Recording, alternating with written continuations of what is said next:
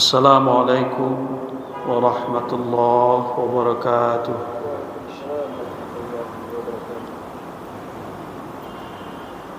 Alhamdulillahilladzi arsala rasulahu bil huda wa dinil haqq liyudhhirahu 'alad dini kulli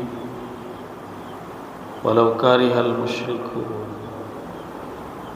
Allahumma salli ala Muhammad wa ala alihi wa ashabihi ajma'in.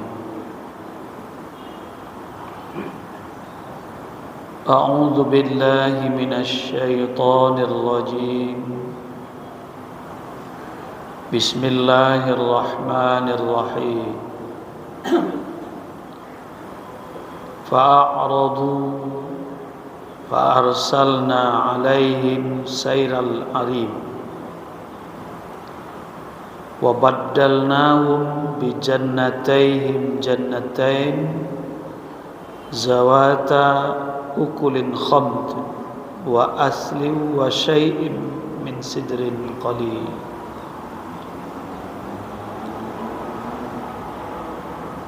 Bapak-bapak, ibu-ibu, kaum muslimin dan muslimat sidang jamaah Ashar rahimakumullah. Marilah kita sama-sama bersyukur kehadirat Allah Subhanahu wa taala atas segala limpahan rahmatnya kepada kita. Selawat dan salam kita doakan pada Allah, semoga senantiasa dilimpahkan pada Nabi kita, Nabi Muhammad sallallahu alaihi wasallam.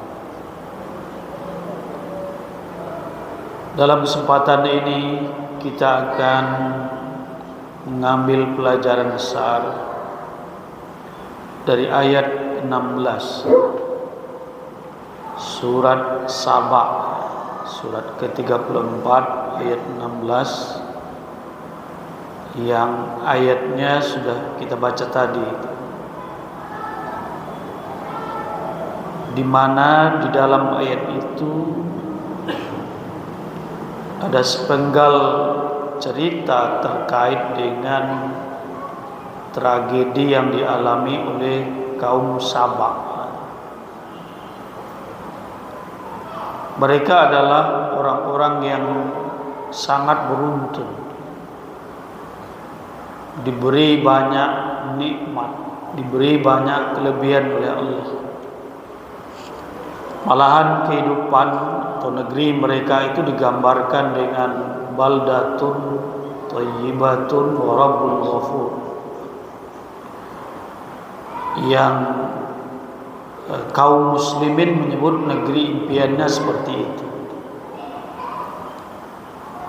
Laqad kana lisaba'in fi maskanihim ayatun, itu menjadi tanda kebesaran Allah tempat tinggal mereka, di mana mereka memiliki jannatani an yaminin wa shimalin, ada dua kebun mengapit daerah mereka kanan dan kiri, sehingga kehidupan mereka menjadi makmur. Digambarkanlah dengan kata-kata baldatun thayyibatun wa rabbun ghafur, negeri yang thayyib, negeri yang menyenangkan, yang sejahtera, dan Tuhan yang Maha Pengampun. Tapi dalam rentang berikutnya sejarah mereka lewati dengan tragedi. Fa'aradu, mereka kemudian menjadi kaum yang berpaling. Allah sebutkan sebelumnya kan, kulu mir rizqi rabbikum washkurulah, pakai ini, makan ini, gunakan di segala rezeki Allah ini dan bersyukur. Nah, tetapi itu tidak mereka lakukan sehingga mereka itu berpaling. Fa arsalna alaihim sayral 'arim,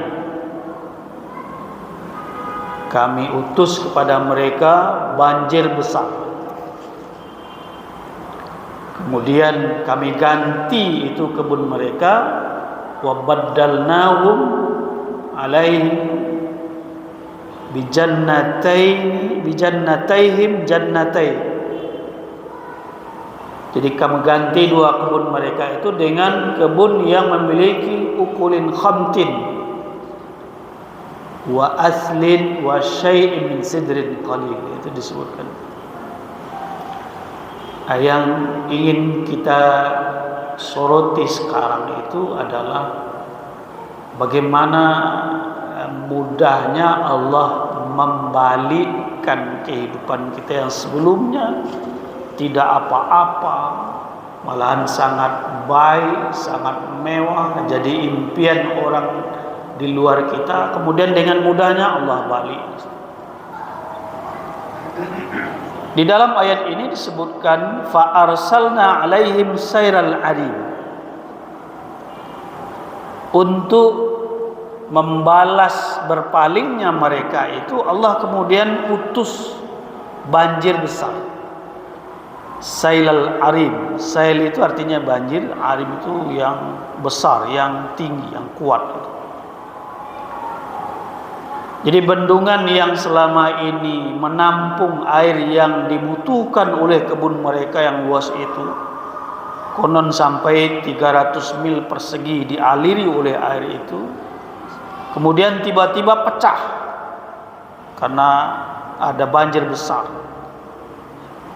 Atau ada yang menyebutkan sairan arim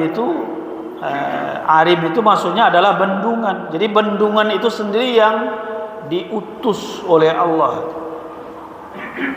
Jadi kalau kita pakai makna ini, sesuatu yang selama ini bagi-bagi air ke kebun mereka, alat untuk menghidupi mereka, dirubah oleh Allah dalam sekejap sesuai dengan keinginan menjadi alat penyiksa mereka.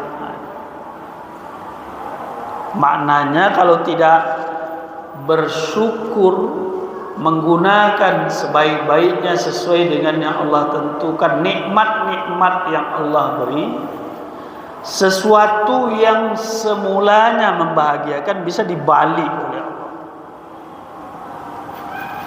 Betapa banyak orang yang kemudian tersiksa oleh sesuatu yang sebelumnya dia banggakan. Mobil ini dibangga-banggakan sebelumnya, tapi sekarang jadi sumber masalah bagi dia. Apa-apa saja jadi komplainnya itu awalnya dari mobil itu. Kemudian lagi disebutkan di situ, wa baddalnahum bi jannataihim jannatain. Allah mengazab, menyiksa mereka itu tidak dengan apa-apa, tapi kebunnya itu cukup diganti oleh Allah. Wa baddalnahum bi jannataihim jannatain. Kebun yang sebelumnya buahnya sangat bagus, banyak, bisa mencukupi kebutuhan mereka, malahan diekspor keluar, dijual dengan harga yang bagus dan lain sebagainya. Sekarang diganti oleh Allah, tinggal ditukar aja oleh Allah, diganti dengan buah yang zawata ukulin khamtin, yang buahnya jadi pahit. Mungkin mangganya bentuknya seperti itu juga, tapi setelah dibuka itu jadi hitam dan pahit, berulang. Tidak perlu Allah ganti dengan yang itu saja ditukar oleh Allah.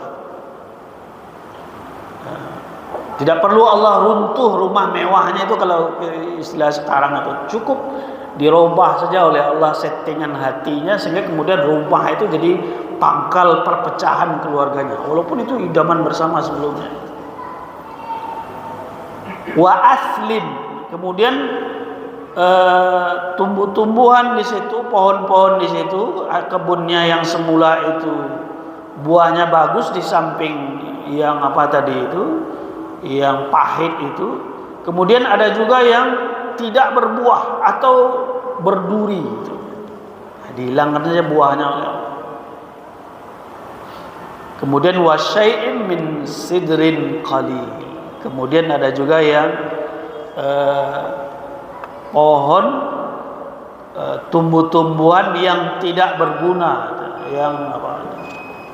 Jadi kesimpulannya, ketika seseorang tidak mensyukuri nikmat Allah, menggunakan sebaik-baiknya sesuai dengan tujuannya, Allah akan robah settingannya yang semula menjadi impian, menjadi sumber petaka. Semoga bermanfaat bagi kita semua. Billahi taufiq wal hidayah. Assalamualaikum warahmatullahi wabarakatuh.